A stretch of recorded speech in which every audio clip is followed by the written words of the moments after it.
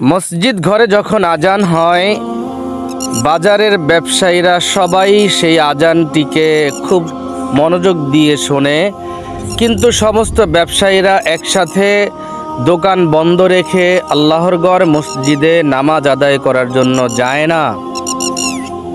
কিন্তু ওই বাজারের ব্যবসায়ীরাই এক সময় দেখা যায় বাজারের ভিতরে হট্টগোল, গ্যাঞ্জাম, মারামারি, কাটাকাটি এবং গোলাগুলির শব্দ পেলে, যখন গুলির আওয়াজ শুনে, তখন কিন্তু ঠিকই তারা দোকানপাট বন্ধ করে পালিয়ে যায়।